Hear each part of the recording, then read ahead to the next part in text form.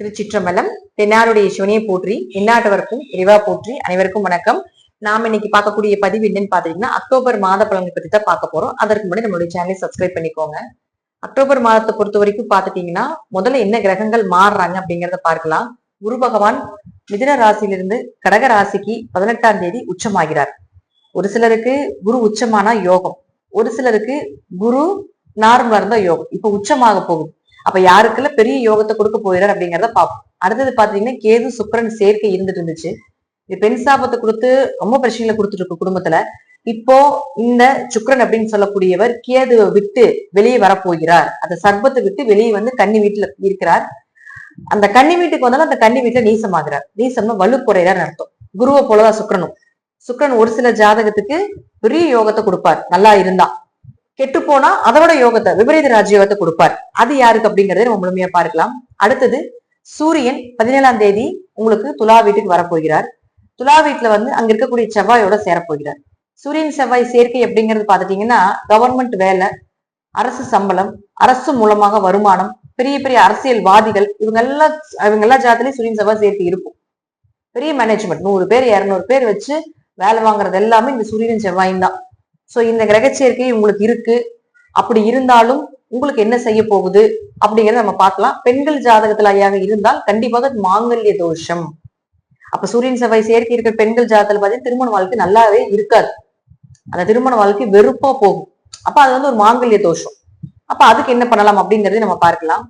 அடுத்தது பாத்துட்டீங்கன்னா, இந்த செவ்வாய் அப்படின்னு சொல்லக்கூடியவர் 27ஆம் தேதிக்கு மேல விருச்சிகத்துக்கும், புதன் அப்படின்னு சொல்லக்கூடிய 24ஆம் தேதிக்கு மேல விருச்சிகத்துக்கு வருவார். அப்ப இந்த குருவினுடைய பார்வை இந்த விருச்சிகத்துக்கு விழுகும். அப்ப குரு செவ்வாய் யோகம் வேலை செய்யும். குருவும் செவ்வாயும் சேர்ந்துதான் குரு மங்கள யோகம்னு சொல்லுவோம். பெயர் புகழ் மதிப்பு, வீடு கட்டுறது, சொத்து வாங்குறது, வண்டி வாகனங்கள் வாங்குறது, இதெல்லாம் இந்த குரு செவ்வாய் பண்ணி கொடுக்கும். அதெல்லாம் யாருக்கு கொடுக்குது அப்படிங்கிறதையும் நாம ஒவ்வொரு ராசிக்கும் ஒவ்வொரு கிரக சேர்க்கைகளும் ஒவ்வொரு கிரகங்களும் என்ன பண்ண போகுது அப்படிங்கிறத நம்ம முழுமையா பார்க்கலாம். மேஷ ராசி இந்த அக்டோபர் மாசத்தை பொறுத்த வரைக்கும் பாத்துட்டீங்கன்னா, ராசியின் அதிபதி செவ்வாய் 7ஆம் வீட்டுல இருந்து ராசியை பார்த்துட்டு தான் இருக்காரு. கடைசியில 27ஆம் தேதிக்கு மேலதான் மாறப்போகிறார். அப்ப இந்த மாதம் முழுவதும் மேஷ ராசிக்கு யோகத்தை கொடுக்கக்கூடிய மாதமே. தைரியமாக இருக்கலாம். எது வந்தாலும் உங்களுக்கு நன்மைகளையே கொடுக்கும். எதா இருந்தாலும் எதிர்த்து போராடலாம். எது செஞ்சீங்கனாலும் வெற்றி தான் உங்களுக்கு. திருமண வரன் தேடி வரப்போகுது. திருமண வாழ்க்கை சந்தோஷமா இருக்க போகுது. இதுலலாம் எந்த மாற்று கருத்துக்களுக்கும் இடமில்லை. ஆனா இந்த குரு ஏன்னா 7.5 சனி நடந்துட்டு இருக்கு இல்லையா உங்களுக்கு, இந்த குரு அதிசாரமாகிறாரு பாருங்க 18ஆம் தேதி. இந்த அதிசார பயிற்சி என்ன பண்ணும் அப்படின்னு பாத்தீங்கன்னா, வீடு மனை சொத்துக்கள் வண்டி வாகன யோகங்கள் இதெல்லாம் வாங்கி கொடுத்துரும். ஏன்னா குருவுக்கு கேந்திரத்தில் செவ்வாய் இருக்கிறது யோகம். திரிகோணத்தில் இருந்தாலும் யோகம், கேந்திரத்தில் செவ்வாய் இருந்தாலும் யோகம். இப்ப குருவுக்கு கேந்திரத்தில் செவ்வாய் இருக்கும்பொழுது கண்டிப்பாக அது ஒரு ராசி அதிபதியா இருக்கிறதுனால வீடு மனைகள் சொத்து சுகங்கள் வண்டி வாகன யோகங்கள் நீங்க எதிர்பார்த்தது எல்லாமே கிடைக்கிறதுக்கு உண்டான வாய்ப்புகள் உண்டு. சோ அதனால நீங்க முழுக்க இந்த மேஷ ராசிக்காரர்கள் இந்த மாதம் நம்பிக்கையாக இருக்கலாம். நீங்க நினைத்த விஷயங்கள் எல்லாமே நடக்க போகுது. அதுல எந்த மாற்று கருத்தும் இல்லை. ஏன்னா குரு அடுத்தது வந்து சனியை பாக்குது. அப்ப சனி இப்ப இந்த இடத்துல இருந்து சனியை பார்க்கும்போது 7.5 சனியினுடைய தாக்கங்கள் கூட கொஞ்சம் குறையறதுக்கு வாய்ப்புகள் உண்டு. 7.5 சனினால நிறைய பண விரயங்கள், பண இழப்புகள், குடும்பத்துல பிரச்சனையா இருக்குது, கணவன் மனைவில நிறைய கருத்து வேறுபாடுகள், எல்லா பக்கம் லாக் ஆகுது அப்படிங்கிறது எல்லாமே மேஷத்துக்கு இப்ப போயிட்டு இருக்கணும்.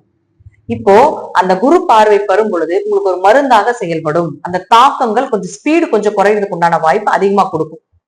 இப்ப அடுத்தது பாத்துட்டீங்கன்னா, உங்களுக்கு 2 குடையவராக இருக்கக்கூடிய சுக்கிரன் நீசமாகுது. அப்போ 2 குடையவர் நீசமாச்சுன்னா குரு மூலமாக உங்களுக்கு பண வரவெல்லாம் வரும். ஆனா 2 குடையவர் நீசமாச்சுன்னா வரப்பணம் கொஞ்சம் விரயத்தையும் கொடுக்கும் அப்படிங்கிறது உண்டு. அப்ப வரப்பணம் எப்படி பண்ணலாம், என்ன செய்யலாம் அப்படிங்கிறது நீங்க கொஞ்சம் பார்த்து சேஃப்டி பண்ணி வைத்துக் கொள்வது என்பது நல்லது.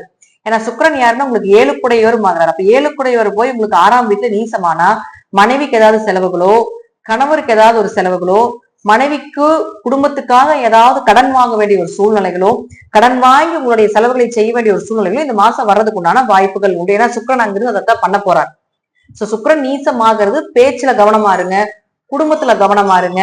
அதே போல கணவன் மனைவிக்குள்ள பிரிவினைகள், சின்ன சின்ன கருத்து வேறுபாடுகள் இதெல்லாம் வரும். இதெல்லாம் கொஞ்சம் கவனமாக இருந்து பார்த்துக் கொள்வது என்பது ஒரு சிறப்பான விஷயமாக இருக்கும். அடுத்தது புதனை பொறுத்த வரைக்கும் பாத்துட்டீங்கன்னா 3 குடையவர் ஆகிறார். அப்ப 3 குடையவரான புதன் அப்படின்னு சொல்லக்கூடிய பாத்துட்டீங்கன்னா முழுக்க அப்ப இவர் இருக்கக்கூடிய இடம் அப்படிங்கிறது பாத்துட்டீங்கன்னா இப்ப இங்கதான் இருக்கிறார், துலா வீட்டுலதான் இருக்கார். அப்போ 3 குடையவரான புதன் 7ஆம் வீட்டுல இருக்கும் பொழுது கண்டிப்பாக உங்க முயற்சி கை கூடும். கொஞ்சம் ஹார்ட் எஃபர்ட் போட்டுதான் செய்ய வேண்டிய சூழ்நிலைகள் வரும்.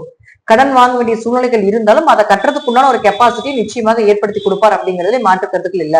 உடம்ப மட்டும் கொஞ்சம் பத்திரமா பாத்துக்கோங்க. தேவையில்லாம உடம்பு கொஞ்சம் அசதியாக போகுது. கொஞ்சம் உடல் ஆரோக்கியத்துல கொஞ்சம் கவனமாக இருந்து செயல்படுத்திக்கோங்க அப்படிங்கிறது அமைப்பு. கொஞ்சம் அலைச்சல் ஜாஸ்தி இந்த மாசமா இருக்க போகுது.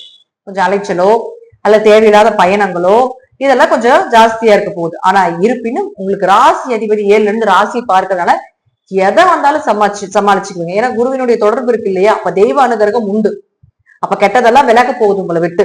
சின்ன சின்ன அந்த 7.5 சனிக்கு உண்டானது தசாபுத்திக்கு தகுந்தது போல சின்ன சின்ன பிரச்சனைகளை கொடுக்குமே தவிர பெருசா உங்களுக்கு பிரச்சனைகளை கொடுக்காது. இது கர்மாவை கழிக்கிறதுக்குண்டான ஒரு வாய்ப்பு தான். 7.5 சனி வந்தாலே கர்மாவை கழிக்கத்தான் போகுதுன்னு அர்த்தம். அப்ப அதற்குண்டான வாய்ப்பை கொடுக்குமே தவிர மற்றபடி தெய்வ அனுகிரகம் தெய்வம் கூட இருந்து உங்க கூட பேச போகுது அப்படிங்கறது அமைப்பு. அதே போல பாருங்க, உங்களுக்கு குரு அதிசாரம் ஆனதுக்கு அப்புறம் உங்களுக்கு நிச்சயமாக இந்த சனி பகவானுடைய தாக்கம் குறையறக்க ஆரம்பிச்சு. அடுத்தது சூரியனை பொறுத்த வரைக்கும் பாத்துட்டீங்கன்னா உங்களுக்கு நீசமாகிறார்.